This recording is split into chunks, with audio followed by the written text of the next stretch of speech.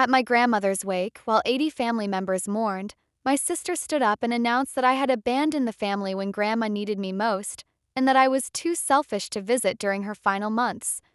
I waited until she finished her cruel speech, then pulled out the hospital visitor logs showing I had been there every single day for 6 months while she visited twice. Before I dive into this story of family betrayal at the most sacred moment, let me know where you're watching from in the comments below.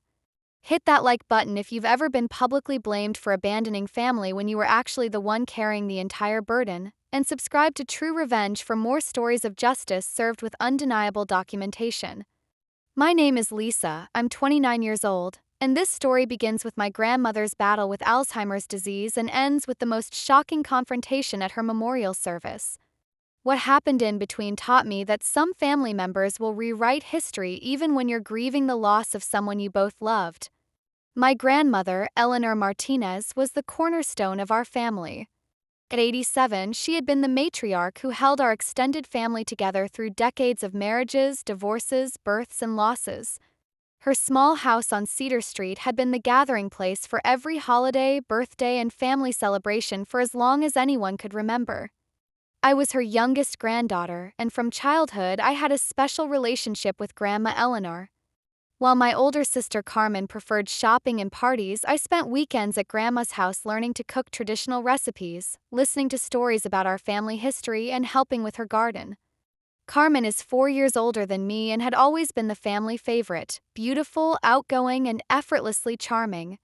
She had a way of making everyone feel special when she gave them attention, but that attention was often fleeting and conditional.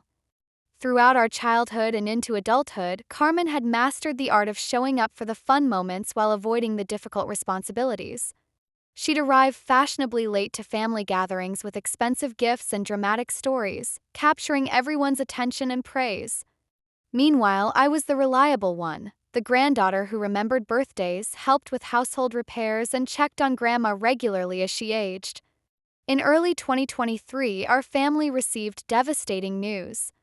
Grandma Eleanor had been diagnosed with early-stage Alzheimer's disease after several months of increasing memory problems and confusion. The diagnosis was a shock, but the doctor explained that with proper care and medication, Grandma could maintain her quality of life for several years. However, she would need increasing support with daily activities, medical appointments, and eventually full-time supervision. Our family held a meeting to discuss Grandma's care plan.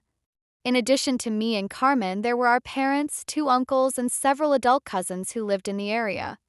Eleanor will need someone to coordinate her medical care, our father explained. Doctor appointments, medication management, and making sure she's eating properly and staying safe in her house. I can handle the medical coordination, I volunteered immediately. I worked as a medical office assistant and understood healthcare systems, insurance requirements, and patient advocacy. Carmen nodded approvingly. That's perfect for Lisa. She's so organized with that kind of thing. We'll also need people to visit regularly, our mother added. The doctor said social interaction and familiar routines are crucial for slowing the disease's progression. Of course, Carmen said. We all want to spend time with Grandma. I'll visit as often as I can. Plans seemed reasonable and collaborative. I would handle the medical and administrative aspects of Grandma's care, while various family members would contribute through regular visits, meal preparation, and emotional support. For the first few months, this arrangement worked relatively well. I established relationships with Grandma's doctors, organized her medications into weekly pill dispensers, and created a calendar system for tracking appointments and important information. I also began visiting Grandma every day after work, initially just to check on her medication compliance and general well-being, but increasingly because I enjoyed our conversations and wanted to maintain our close relationship while she was still able to recognize and communicate with me. Carmen visited occasionally during this period, perhaps once or twice a month for an hour or two. During these visits, she would bring flowers or small gifts, take photos with Grandma for social media, and catch up on family gossip. But as Grandma's condition deteriorated through late 2023, the reality of caregiving became more demanding and less glamorous. Grandma began experiencing increased confusion, difficulty with basic daily activities, and occasional episodes of agitation or fear. She needed help with cooking, cleaning, medication reminders, and transportation to medical appointments. More significantly, she began having difficulty recognizing family members and remembering recent conversations or events. I increased my involvement to match Grandma's increasing needs. My daily visits extended from quick check-ins to several hours of companionship, meal preparation, and household maintenance. I coordinated with home health aides, managed insurance authorizations for medical equipment, and served as the primary contact for doctors who needed to discuss treatment decisions with family members. During this period, Carmen's visits became less frequent and shorter in duration. She would arrive for brief visits, become visibly uncomfortable when Grandma didn't immediately recognize her or repeated the same questions multiple times, and leave after minimal interaction. "It's just so sad seeing her like this," Carmen would tell other family members. "I hate watching Grandma fade away. It's too heartbreaking for me to handle." While I understood that watching a loved one's cognitive decline was emotionally difficult, Carmen's response was to withdraw rather than increase her support during Grandma's greatest time of need. By early 2024, Grandma's condition had progressed to the point where she could no longer safely live alone. After consulting with her doctors and researching available options, our family decided to move her to Sunset Manor, a specialized memory care facility that could provide 24-hour supervision and professional care. The transition to residential care was emotionally difficult for everyone, but it was the right decision for Grandma's safety and well-being. I maintained my daily visiting schedule at Sunset Manor, arriving each evening after work to spend time with Grandma, help with dinner, and ensure she was receiving appropriate care from the facility staff. These visits became increasingly important as Grandma's memory deteriorated. Some days she recognized me immediately and we could have meaningful conversations. Other days she was confused about who I was but seemed comforted by familiar company. The nursing staff at Sunset Manor came to know me as Grandma's primary family contact. When medical decisions needed to be made, when insurance issues arose, or when Grandma had particularly difficult days, they called me first. "Lisa is here every single day," the head nurse, Patricia, often commented to other family members who visited. "Eleanor always brightens up when she sees Lisa coming." Meanwhile, Carmen's visits to Sunset Manor were sporadic and brief. According to the visitor logs that all family members were required to sign, she visited approximately once every 2 to 3 weeks for 30 to 45 minutes at a time. During family gatherings, however, Carmen would speak emotionally about how difficult it was to watch Grandma's decline and how much time she was spending supporting her during this challenging period. "I try to visit as much as possible," she would tell relatives, "but it's so emotionally draining. Some days I leave there just crying for hours." Carmen's narrative positioned her as the devoted granddaughter who was sacrificing emotionally to provide comfort to our dying grandmother, while I was simply the practical one handling logistical details. This narrative was not only inaccurate but also minimized the significant time, energy, and emotional investment I was providing for Grandma's daily care. In June 2024, Grandma's condition deteriorated rapidly. She stopped eating regularly, began sleeping most of the day, and showed signs that her body was beginning to shut down. Her doctors informed our family that she likely had weeks rather than months remaining, and that we should prepare for the end-of-life process. During this final period, I increased my visits to twice daily, before work in the morning and again in the evening. I wanted to ensure Grandma was never alone for extended periods and that she had familiar company during her final days. I also coordinated with family members about visiting schedules, communicated with hospice care providers about comfort measures, and handled the practical preparations for funeral arrangements. Carmen visited more frequently during this final month, though her visits were still shorter and less consistent than mine. More significantly, she began positioning herself as the family spokesperson for decisions about Grandma's end-of-life care and funeral arrangements. "I'll handle coordinating the funeral details," she announced during a family meeting. "Lisa has been doing so much with the medical stuff, and I want to take care of the memorial service planning." Grandma Eleanor passed away peacefully on July 15, 2024, with me holding her hand. Carmen had visited earlier that day but had left before the evening when Grandma's breathing became labored and she quietly slipped away. The funeral arrangements proceeded as Carmen had requested. She organized a beautiful service that honored Grandma's life and brought together extended family members from across the country. The wake was held at Martina's funeral home, with calling hours from 2 to 4 p.m. and 6 to 8 p.m. on the day before the funeral service. Approximately 80 people attended throughout the day, including family members, longtime family friends, and neighbors who had known Grandma for decades. I arrived early to help with setup and to greet family members I hadn't seen since previous gatherings. The atmosphere was appropriately solemn, with people sharing memories of Grandma Eleanor and offering condolences to our immediate family. Carmen had prepared remarks to deliver during the evening calling hours, which were traditional in our family for close relatives to share memories and express gratitude to attendees. Her speech began beautifully, with touching stories about Grandma's cooking, her dedication to family, and the life lessons she had taught all of us. Carmen spoke eloquently about Grandma's strength, wisdom, and the love she had shown to multiple generations of our family. But then Carmen shifted her focus to the caregiving period and family dynamics during Grandma's illness. I want everyone to know how hard this past year has been for those of us who truly committed to caring for Grandma during her final months, Carmen said, her voice taking on a more pointed tone. While some family members were able to step up and make sacrifices to ensure Grandma felt loved and supported, others unfortunately chose to distance themselves when things became difficult. The room began to feel uncomfortable as people realized Carmen was moving from a memorial tribute toward family criticism. I spent countless hours at Sunset Manor, holding Grandma's hand, helping her eat, and making sure she knew she wasn't alone, Carmen continued. It was emotionally exhausting, but I couldn't bear the thought of her feeling abandoned by her family. She looked directly at me.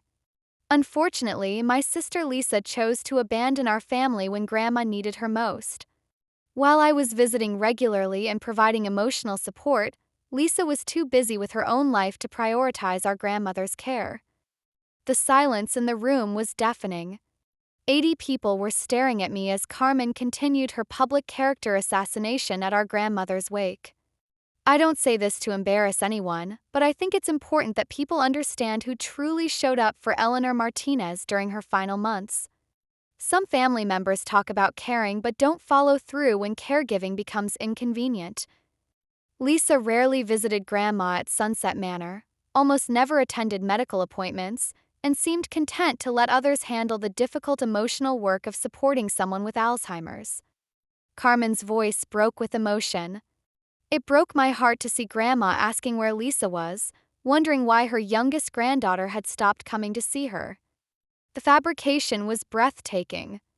Not only was Carmen lying about the frequency and nature of our respective visits, but she was claiming that Grandma had specifically missed me when, in reality, Grandma's memory loss meant she rarely remembered who had visited recently. I share this not out of anger, but because I want everyone to know that Eleanor Martinez was loved and cared for by family members who prioritized her well-being over their own comfort, Carmen concluded. She deserved better than to feel abandoned by people she had loved unconditionally. Carmen returned to her seat amid uncomfortable silence from the funeral attendees, most of whom knew this was an inappropriate venue and timing for family accusations. I sat in my chair feeling humiliated and devastated. Carmen had used our grandmother's memorial service to publicly shame me with lies about my involvement in Grandma's care, and I was expected to remain silent to avoid disrupting the solemn occasion. But Carmen had made one critical error. She had made specific claims about visitation frequency and medical appointment attendance that could be verified through official records. I had kept meticulous documentation of Grandma's care because I had been managing her medical, financial, and logistical needs for over a year. This documentation included visitor logs from Sunset Manor, medical appointment records, and correspondence with healthcare providers. I stood up and walked to my purse, retrieving a folder I had brought containing important documents related to funeral arrangements and Grandma's final wishes. "Carmen," I said calmly, "since you've chosen to make claims about family caregiving at Grandma's memorial service, I think it's appropriate to clarify the actual facts for everyone here. I opened the folder and pulled out the first document, visitor log sheets from Sunset Manor covering the 6 months of Grandma's residency. These are the official visitor logs from the memory care facility where Grandma lived during her final months, I said, my voice steady despite my anger. Every family member was required to sign in and out when visiting. I began reading dates and times from the logs. From January 15th through July 15th, 2024, I signed in to visit Grandma 178 times.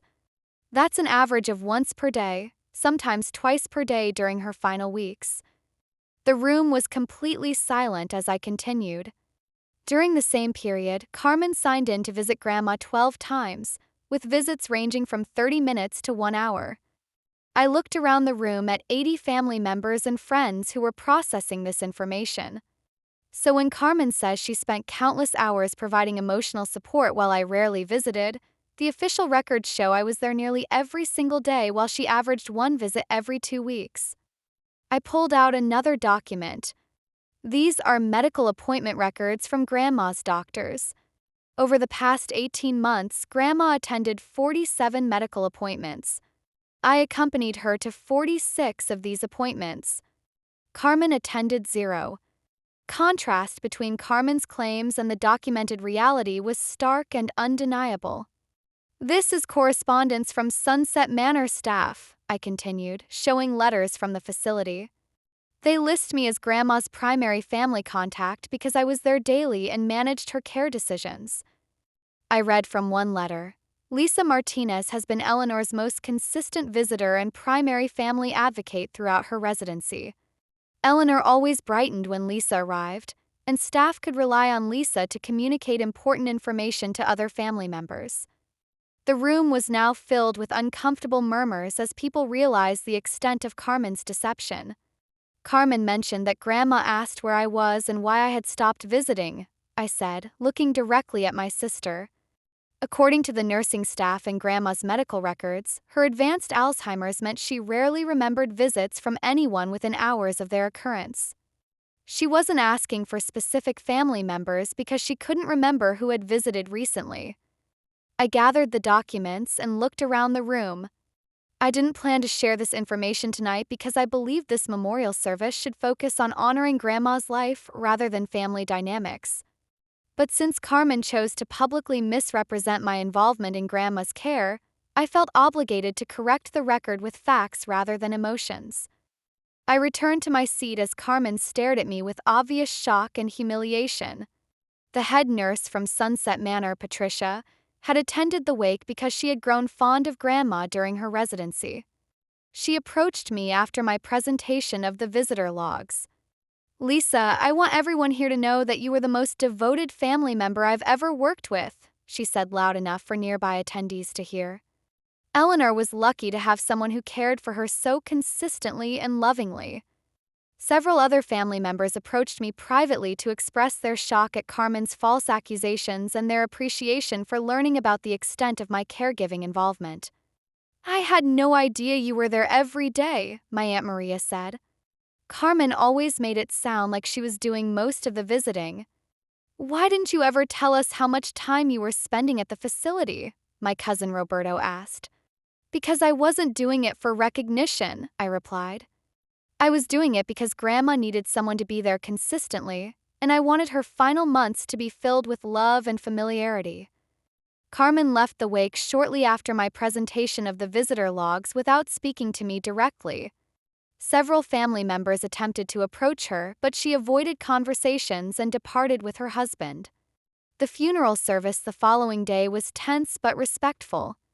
Carmen did not acknowledge me or reference the previous evening's confrontation. We sat in the same family section but did not interact beyond the basic courtesy required by the formal occasion. After the burial service, several family members approached me to discuss what had transpired at the wake. "Carmen owes you a massive apology," my Uncle David said. "What she did last night was inexcusable, especially using Grandma's memorial service as the venue." "I think she believed her own version of events," I replied. Sometimes people convince themselves that occasional dramatic gestures are equivalent to consistent daily support. The aftermath of the wake confrontation permanently altered family dynamics. Several relatives expressed that they felt deceived by Carmen's previous claims about her involvement in Grandma's care and impressed by learning about my daily commitment to her well-being. More significantly, family members began questioning other narratives Carmen had constructed about her contributions to family relationships and responsibilities. If she lied about this, what else has she been misrepresenting? My cousin Elena wondered aloud. Carmen's reputation within our extended family suffered significant damage. Her attempt to portray herself as the devoted caregiver while painting me as negligent had backfired spectacularly when confronted with documentation. 3 months after Grandma's funeral, Carmen sent me a text message that was more defensive than apologetic. "I'm sorry if my comments at the wake hurt your feelings," she wrote. "I was emotional and grieving, and I may have exaggerated some details about our visiting schedules." The non-apology acknowledged no wrongdoing and minimized her deliberate lies as emotional exaggeration. I didn't respond to the text. Carmen had shown her true character by using our grandmother's memorial service to advance a false narrative designed to elevate her own image while destroying mine. 6 months later, Carmen attempted to position herself as the family coordinator for our grandfather's 90th birthday celebration, presumably trying to rebuild her reputation as a devoted family member. Several relatives privately expressed skepticism about her sudden enthusiasm for family responsibilities. "Remember what happened at Eleanor's wake?" my aunt whispered to me during the birthday planning discussion. "Carmen likes to take credit but not do the actual work." The family had learned to distinguish between Carmen's public presentations and her actual contributions. Today, over a year after Grandma's death, I continue to be grateful for the time I spent with her during her final months. The daily visits that Carmen characterized as abandonment were actually the most meaningful period of my relationship with Grandma Eleanor. Even when her memory was fading, Grandma would often smile when I arrived and seemed more peaceful during our time together. The nursing staff confirmed that a consistent, familiar presence was crucial for residents with Alzheimer's, and I was proud to provide that stability for someone who had given me so much love throughout my life. The documentation I had maintained for practical purposes, visitor logs, medical records, and facility correspondence, became the evidence that preserved my reputation when Carmen tried to rewrite history. The most important lesson from this experience wasn't about family dynamics or public confrontations. It was about the difference between genuine caregiving and performative family devotion. True caregiving happens in daily, unglamorous moments, helping someone eat when they're confused, sitting with them when they're frightened, and showing up consistently even when they don't remember your previous visits. Performative family devotion focuses on public recognition, dramatic gestures, and constructing narratives that enhance your reputation rather than actually meeting the needs of vulnerable family members. Carmen had confused these two approaches and had apparently convinced herself that her occasional emotional visits were equivalent to daily practical support. If you're currently caring for an aging or ill family member, document your involvement not for recognition but for protection. Family members who contribute minimally often try to rewrite history to claim credit for others' sacrifices. Keep visitor logs, save correspondence with healthcare providers, and maintain records of medical appointments and care decisions. This documentation protects both you and your loved one by ensuring accurate information is available when needed. Most importantly, remember that true caregiving is measured by consistency and impact rather than drama and public acknowledgement. The family members who show up every day, handle unglamorous tasks, and provide comfort during difficult moments are the ones who truly honor their loved one's dignity and well-being. If you enjoyed this story of family caregiving and memorial service justice served, please give this video a like and subscribe to True Revenge for more stories of people who stood up for truth when family members tried to rewrite history. Share your own experiences with family caregiving in the comments below. Have you ever been falsely accused of abandoning family when you were actually providing the most support? Remember that documentation protects everyone involved and that genuine love is shown through consistent action rather than public declarations. Thank you for listening to my story of my grandmother's care and wake-up revelation. Sometimes the best response to lies is simply having the records that prove the truth.